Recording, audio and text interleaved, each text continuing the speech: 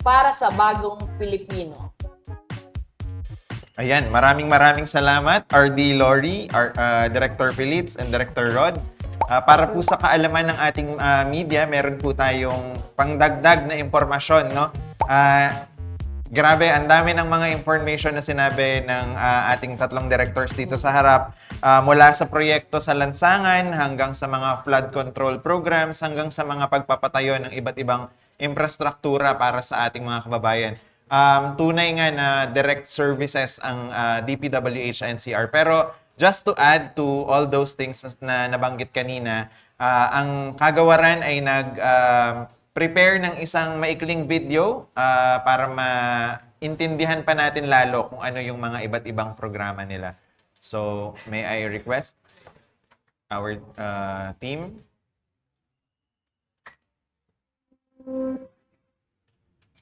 Ang National Capital Region ay sentro ng komersyo, urbanisasyon, kalakalan at ang pinakamalaking metropolitan area ng bansa.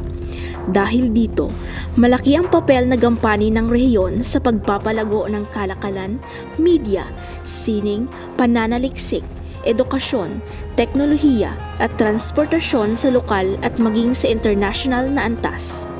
Ayon sa datos ng Philippine Statistics Authority noong 2023, mahigit kumulang 41.4% na ng gross domestic product ng bansa ay nanggaling sa NCR. Ang infrastruktura ang isa sa mga may pinakamalaking kontribusyon sa ekonomiya ng bansa. Ang Department of Public Works and Highways bilang ahensyang naatasan sa pagpapalago, pagtatayo at pagsasaayos ng mga infrastruktura sa bansa ay kinikilala ang kahalagahan ng patuloy na pagpapaunlad ng mga infrastruktura sa rehiyon.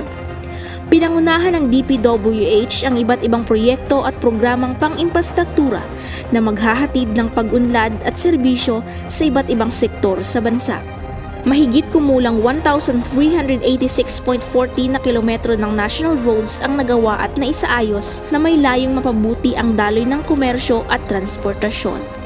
Sa nakalipas na mga taon, matagumpay na natapos ng kagawaran ang ilang pangunahing proyekto, kabilang ang pagpapalawak ng mga pangunahing kalsada na tumutugon sa matagal ng mga problema sa trapiko at pagkasira ng kalsada. Ilan sa mga proyektong ito ay kinabibilangan ng pangatlo hanggang panglimang yugto ng konstruksyon ng Laguna Lake Highway Extension sa Muntinlupa City na may kabuoang alokasyon na umaabot sa 400 million pesos at sa Taguig City naman na may kabuoang alokasyon na umaabot sa 450 million pesos na parehong pinondohan sa ilalim ng GAA FY 2022. Mahigit kumulang na 17,053.6 linear meters na mga tulay sa rehiyon ang naisaayos at napatibay ng DPWH NCR. Ang pagsasakatuparan sa mga ito ay hindi lamang nagpabuti sa kaligtasan at araw-araw na pagbiyahe ng mga mamamayan, kundi nagdagdag rin sa kabuuang konektibidad ng rehiyon. Naisakatuparan ang pagsasaayos at pagtatapos ngayong taon ng C5 Quirino Flyover sa Las Piñas City na may kabuoang alokasyon na 500 million pesos.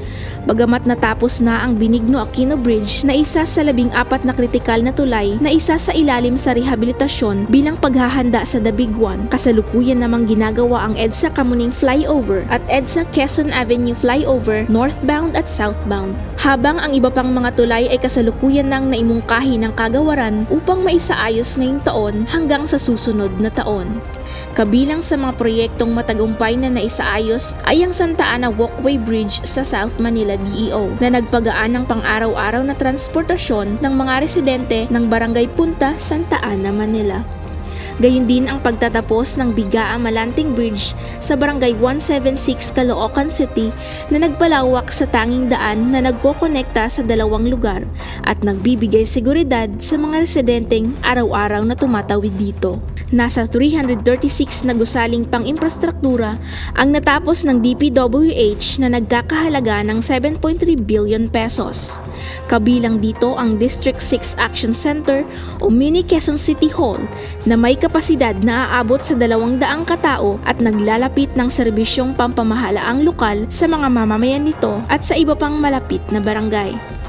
Nagkaroon din ng mga proyekto na nakatuon sa pagpapalago at pagtatayo ng mga eskwelahan at pasilidad na pang-akademiko sa iba't ibang pampublikong paaralan sa Pilipinas. Isa rito ang pagtatayo ng Mandaluyong City College na may kabuuang sukat na 10,384 metro kwadrado, mga gusaling na simula ng DPWH sa Politeknikong Universidad ng Pilipinas, kabilang ang siyam na palapag na PUP Main Academic Building at 4 na palapag na College of Engineering and Architecture Building. Isa rin sa mga nasimulan sa Administrasyong Marcos ang Mindanao State University Manila Liaisons Office na may 4 na palapag na siyang magbibigay ng pasilidad para sa 11 campuses ng MSU sa bansa.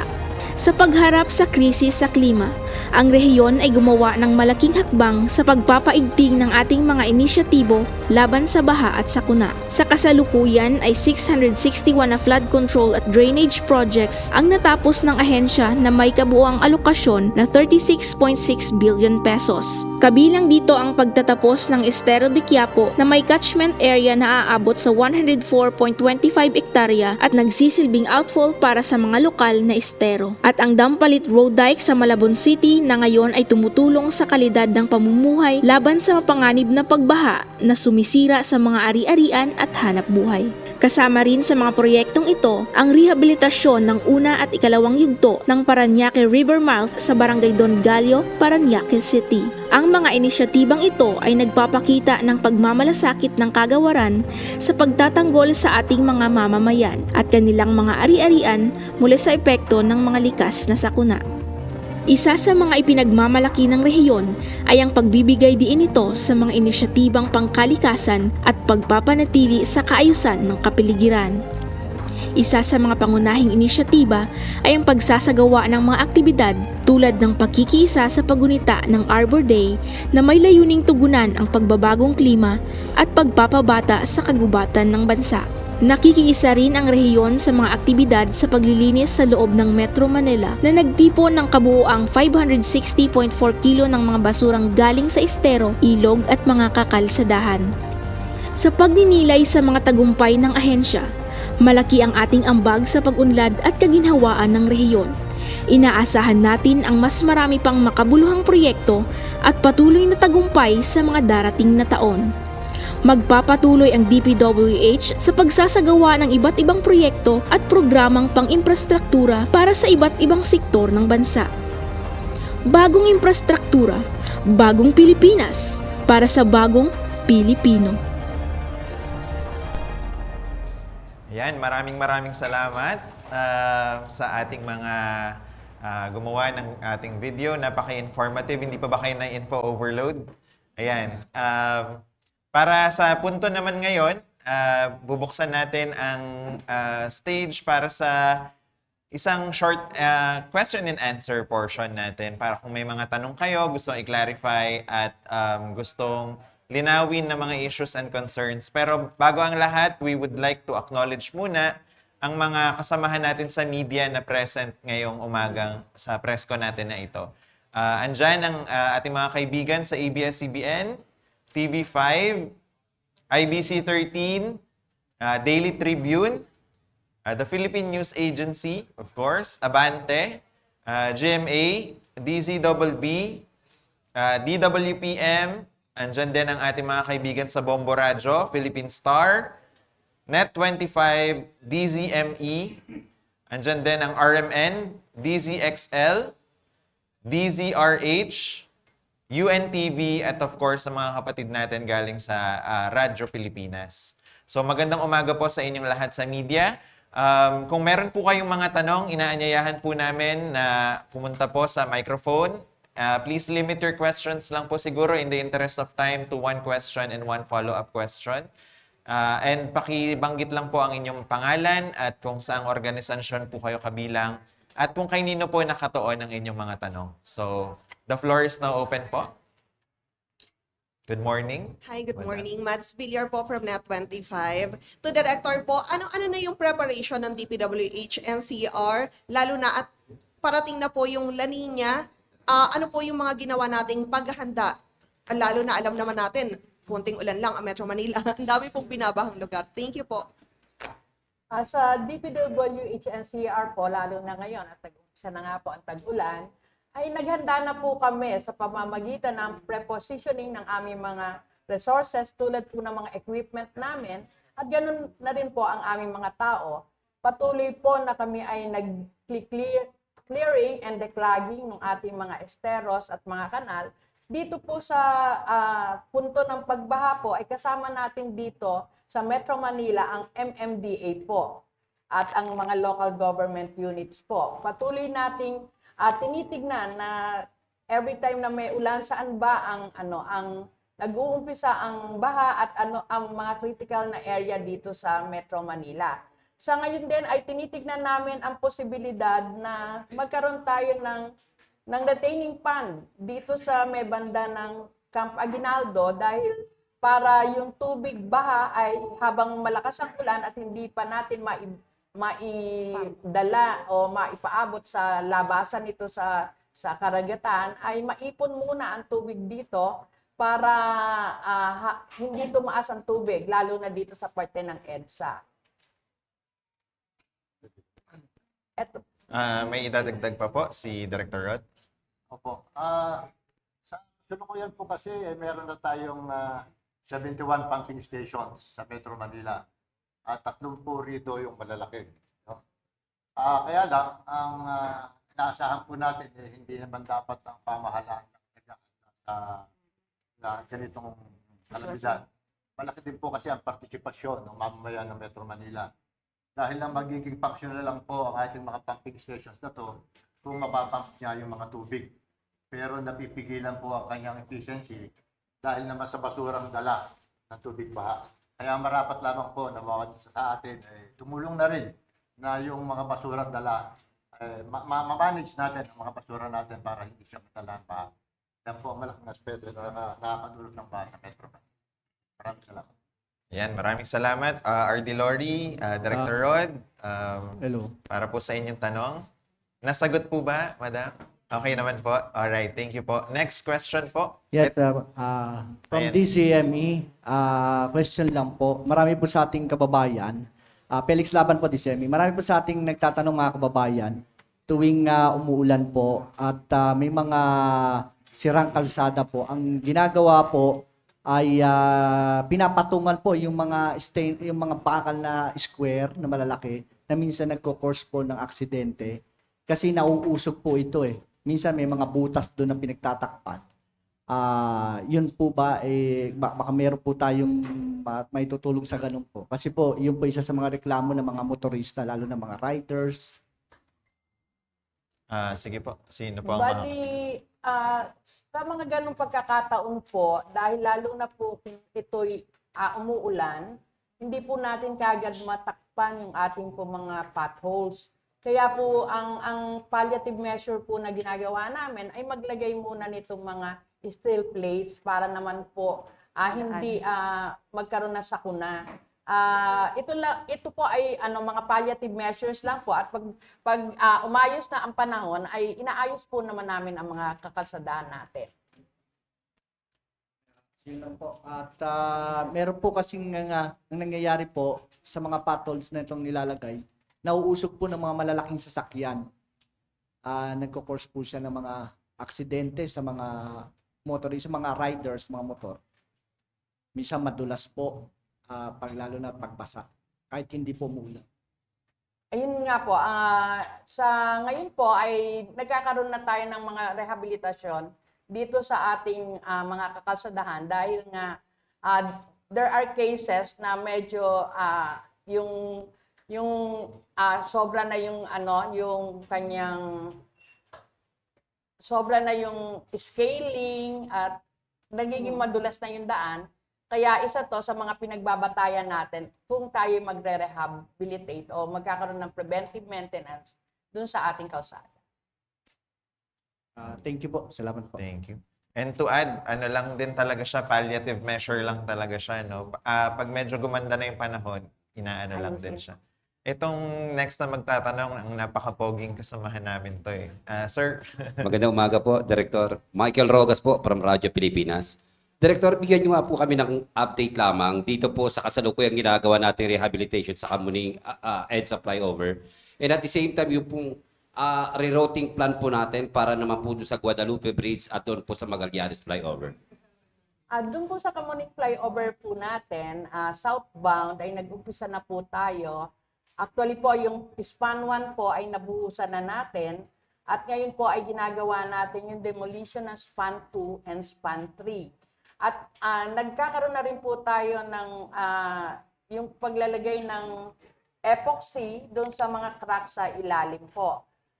Meron na po tayong accomplishment doon na around 30%.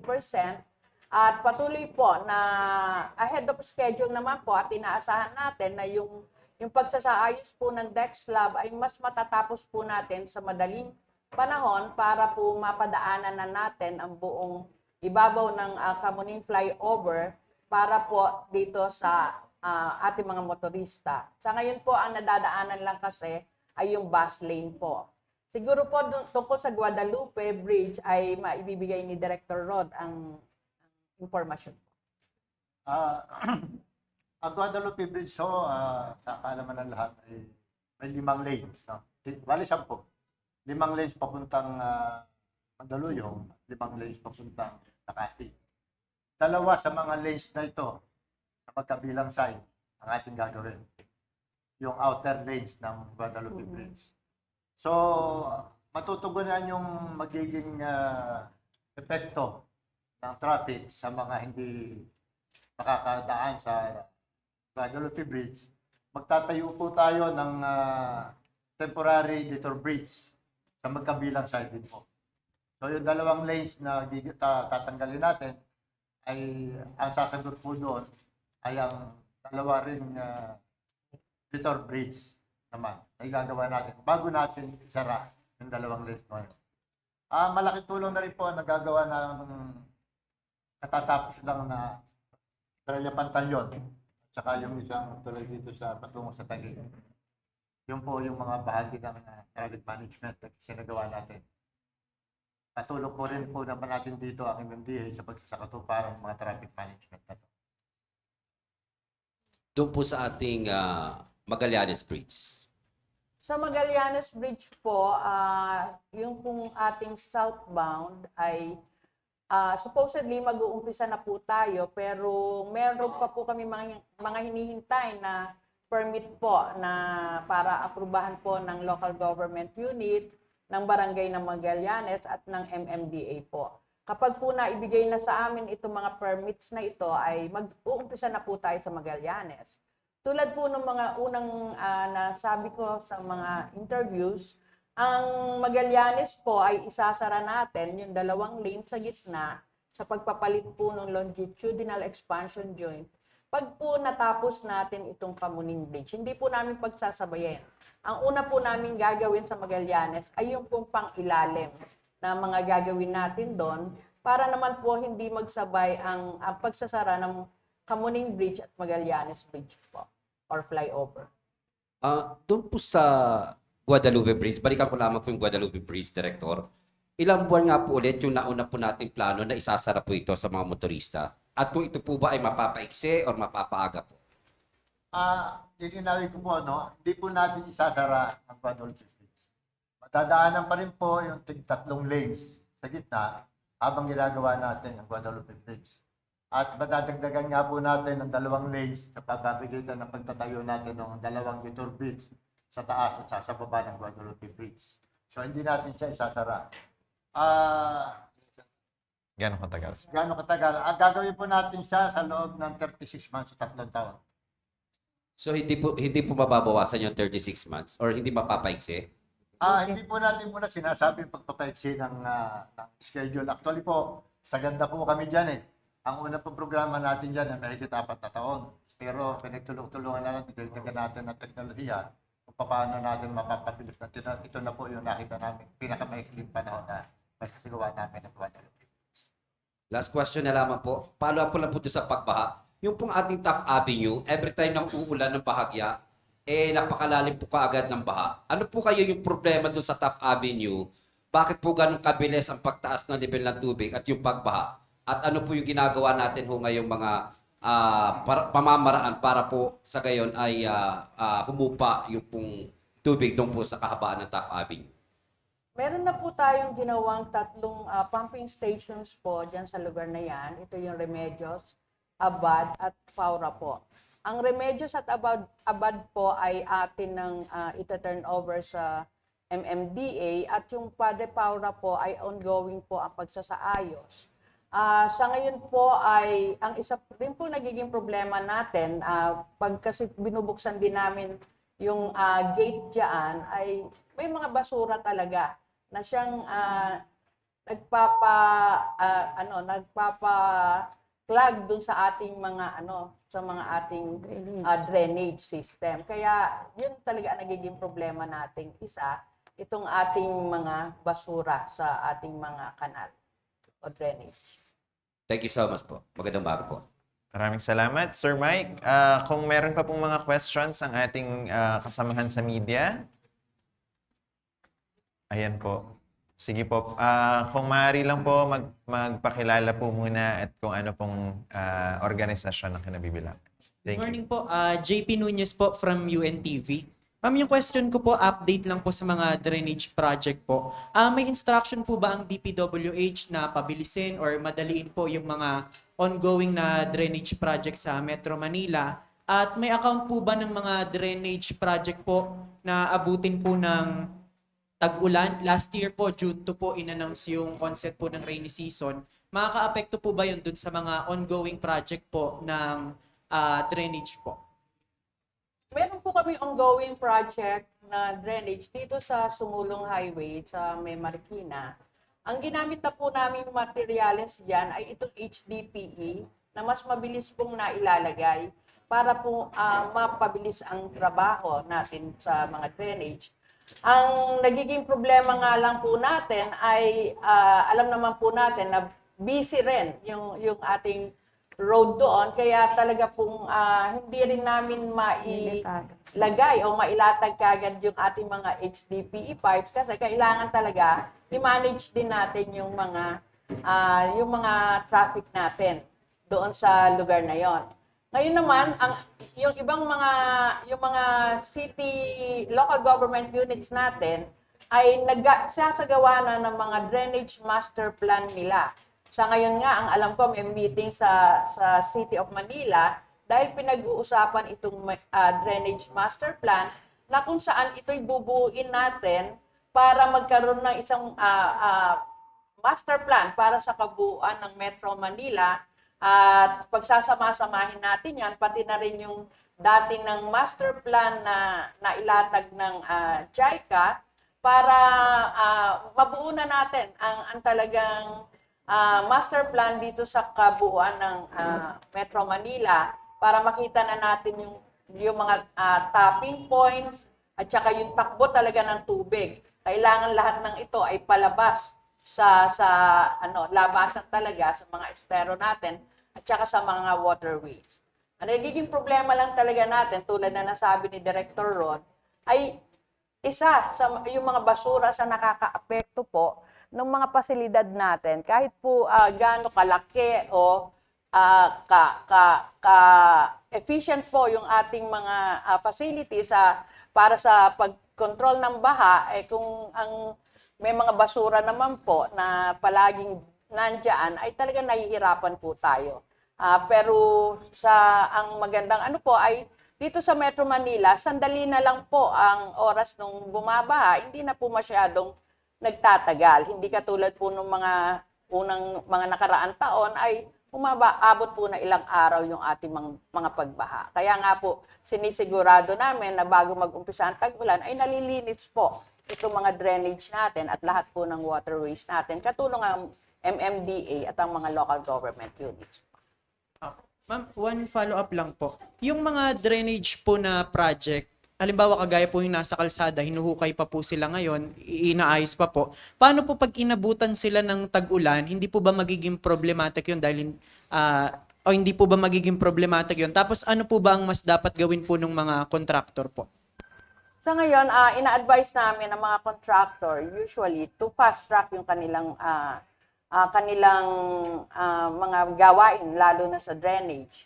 Pero kung talagang ito'y inabutan ng tag-ulan, ay yung mga excavated nila ay maaari ay ini-instruct namin sila na yun nga, lagyan muna ng takip or lagyan ng mga signages, warning signs, para naman hindi maka-apekto sa mga motorista natin at hindi maka-disgrasya.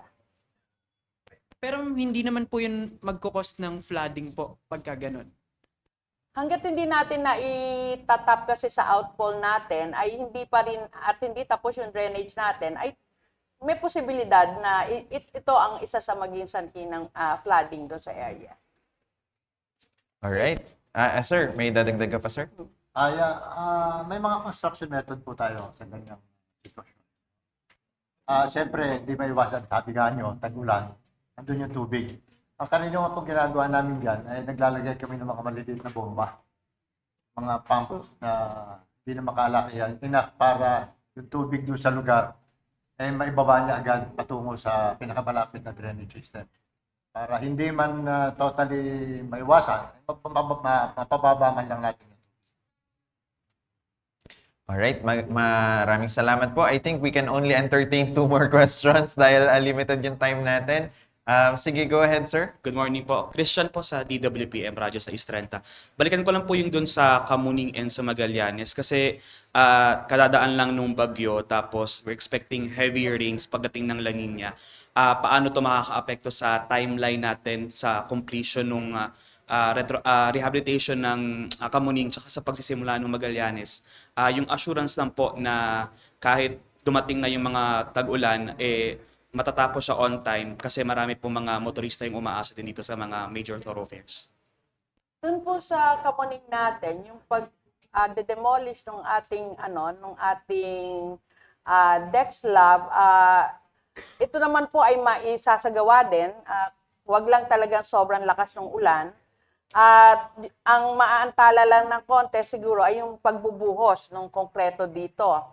At karamihan naman ng ating trabaho din dito sa Kamuning Flyover, ganoon na rin sa Magallanes, ay sa ilalim ng tulay. Kaya hindi masyadong apektado ng ulan. Concern lang kasi nadaanan namin sa Taft Avenue the past days. May mga rehabilitation ongoing pa ata doon kasi yung mga nabanggit nyo kanina na mga steel plates na harang, nadadaanan ng mga bus tsaka mga jeep. Pero para nabubuksan na kasi sila tapos wala pang atang nagre-respond. So paano po yun? Lalo na magtatag-ulan na rin, baka mas lalong at risk kapag tinadaanan ng mga sasakyan kapag madulas yung kalsada. Siguro po titignan natin yan kasi there are cases na yung ating mga utilities po ang nagsasagawa ng mga pag-aayos sa mga lugar na yon. Patitignan ko po yan sa ating mga district engineers kung ano yung mga excavation na yan na nilalagyan nila ng steel plates. Thank you po. Alright, maraming salamat. Last question na lang, sir. Apo. Go ahead. Good morning po, JM Pineda, IBC 13. Ma'am, tanong ko lang kasi 34 pumping station yung nasa rehabilitation, tama po ba, ma'am? So, 71 all over sa NCR. Gaano to kasapat kapag medyo lumakas talaga yung ulan? Sapat na sapat ba yung 34 na yon, yung nire-rehab at saka yung 71? Siguro mas masasagot yan ni Project Manager Jerry Pano. Bigyan natin ng pagkakataon yung sa Sir, go ahead po. Diyan na lang din, sir. Nasa tabi niyo po ang makakasagot ng inyong katanungan. Sige po. Magandang umaga po sa lahat ng nanonood o sumusubaybay sa ating kapihan sa Bagong Pilipinas. Yung tanong po na kung sapat ang 34 pumping stations under rehab, ito po ay na-identify ng mga flood control pumping stations doon sa mga pinakamabababang lugar ng ating lugar sa Kamaynilaan. So kapag umuulan, by natural effect, ang mga lugar na po ito ay yung mga waterlogged portions. Ibig sabihin, dito po madalas binabaha. So ito po ang mga pumping stations under the World Bank. Ito po ay nirehabilitate. Around 13 of them, tapos na po. And we still have 9 ongoing and 11 under procurement with 6 under the detailed design po. So masabi po natin kapag ito po ay natapos, ang sistema po, ito ay makakatulong na malaki para ma-address ang pagbaha sa Metro Manila. Ngunit gusto ko rin pong banggitin yung madalas po natin sabihin dito that the flood control system itself will not totally address flooding as naging karanasan din po namin na kahit meron na po tayong mga pumping station, kapag umuulan, it takes 2 hours bago po mapuno yung ating mga detention pond ng ating mga pumping stations. Meaning, ang ating po mga drainage ay barado. So, it's really a must na kailangan po malinis natin din yung ating mga drainage system to allow the flow of this flood water doon po sa ating mga pumping stations. Sa mga kasi sinasabi niyo may mga basura. Yes. Na nakikita. Yes. Sabi niyo sa inyo, meron silang trash traps. na Yes. ginagawa. Sir, yung trash traps na yun, pwede ba nating mas paano yung mas DPWH mas pagandang pa? Ang trash taps is actually part ng design ng ating mga pumping stations na kada may pumping station, meron po tayo nilalagyan na screen na kung saan sinasala ito. Pero para ang sistema ay maging epektibo, ito po ay dapat ma-address po na tulong-tulong ng unang-una ng MMDA. Sila po ang in charge sa solid waste management natin at ng mga LGUs. Whereas the DPWH is in charge to do the infrastructure at pag-construct ng mga pumping station na ito. Malaking tuloy yung mga trash traps. Yes, definitely. In fact, kung tayo po ay naglalagay, hindi lang po isa, kundi mga dalawa para talaga salang-sala sana. But of course, at the end of the day, ang tanong po rito ay yung paghakot at pagtapon ng mga basura na nakokolekta sa mga traps na ito. Last question lang po. Paalala na lang po sana sa public, of course, sa mga motorista natin, sa tuwing dadaan sa mga bahain na lugar, of course, palapit ng La Nina. Ano po yung paalala na lang natin, of course? Sa ating mga motorista, konting ingat kapag alam naman natin na may baha ay hindi natin masyado nakikita yung mga potholes na po na nangyari doon sa ating kakalsadahan. Kaya nga po ang palagi namin sinasabi ay palagi po tayong mag-ingat. Kami naman po sa DPWH ay gagawin namin ang lahat para maiwasan ang mga sakunang ito sa paglalagay po ng mga warning signs at saka mga advisory po para po malaman ng ating publiko. Alright, maraming salamat, RD. Last question, may humihirit na last question eh. Sige, extend lang tayo siguro ng mga 2 minutes to accommodate. Sige po, go ahead, sir. Salamat po, RD. Good morning po sa lahat. Jerome Paunan po from the Philippine Information Taga Agency. sa amin pala. Question ko po para kay Director Pilita. Hingi lang po sana kami ng updates dun po sa public-private partnership po, yung particularly yung NLEX SLEX connector project po natin. Salamat sir, no. Salamat po. Ang NLEX SLEX Connector Road Project po natin ay inaasahan po natin na matatapos natin yung kabuuan po na 7.7 kilometro ngayong taon. Actually po, yung mula sa C3 hanggang sa Magsaysay na open na po natin sa traffic. Meron na lang po tayong natitirang mga around 0.7 kilometro na tuloy-tuloy naman pong ginagawa natin ngayon. So inaasahan po natin na sa taong ito po ay matatapos po ang kabuuang proyekto. Sa pinakakakabangan natin ngayong taon. Sir, pahabol lang. Pasensya na po. Nakaligtaan pa itanong kanina. Sige sir, go ahead. Michael Rogas po from Radyo Pilipinas. Director, bigyan nyo nga po kami ng ideya lang. Magkano po ang ating pong Emergency Quick Response Fund, yung ating Quick Response Fund para po sa darating na La Nina? And at the same time po, may identified po ba tayo ng mga evacuation centers kung sakasakali ho na magkaroon ng hindi po inaasahang emergency situation ngayong pong panahon ng La Nina? Thank you so much. Marami na po tayong nagawang evacuation centers dito sa Metro Manila na ito po ay i-turn over na rin po natin sa mga local government units para magamit nga po during sa mga kalamidad na ito. At yung naman pong Quick Response Fund, isa nga po sa medyo nag-aalala ang DPWH po kasi po yung aming maintenance funds po ay medyo maliit lang po ang naibigay sa amin, pero nangako naman po ang ating gobyerno ang DBM na magdadagdag po sa amin para sa maintenance funds. Actually po, yung unang release po nila sa amin ay pinaghati-hati lang ng lahat ng mga regional offices ay umabot lang po sa first 2 months po nitong taon na to. Kaya nga po, salamat po sa DBM. Ang balita ko po ay nareleasean na po kami ng karagdagan para sa aming mga maintenance fund. And kasama na rin po dito sa Quick Response Fund. Magkano po, ma'am? Sa ngayon ay hindi ko pa alam yung itong figure. Siguro i-ano na lang namin sa inyo. Thank you so much, Director. Ayan, related sir sa inyong katanungan, after po nitong Q&A natin, ipa-flash po natin yung QR code for the materials po ng presentations kanina. At kung maaari po, ayan, paki-scan na lang po para po ma-download po ninyo lahat ng presentations para po sa lahat ng figures at hindi po tayo kung kailangan nyo pa po ng additional information, dito pwede po tayo mag-refer. So, dito po nagtatapos ang ating press conference. Pero bago po tayo tuluyang mag-end ng ating program, a quick closing message lang po, if you may, Director Lori, para sa ating mga kababayang nanonood at sa ating mga kasamahang media po. Sa aking mga kasamahan sa DPWH, Director Pelita Galvez, Director Rod De Los Reyes, and of course sa ating anchor na si Director Ember Cortez, sa buong staff ng Philippine Information Agency, sa Philippine Communication Office, sa ating mga kapatid at kapartners sa media na nandito ngayon at sa lahat ng nanonood at sumubaybay dito sa Kapihan sa Bagong Pilipinas. Maraming salamat sa inyong lahat. Nawa sa programang ito ay nabigyan kayo ng kaalaman tungkol sa mga magaganda at relevant na mga proyekto o programa ng ating pamahalaan sa pangunguna ng ating Pangulong Bongbong Marcos Jr. na makatutulong sa pag-unlad ng ating bansa at pag-aangat ng kalidad ng kabuhayan ng ating mga mamamayan sa Bagong Pilipinas.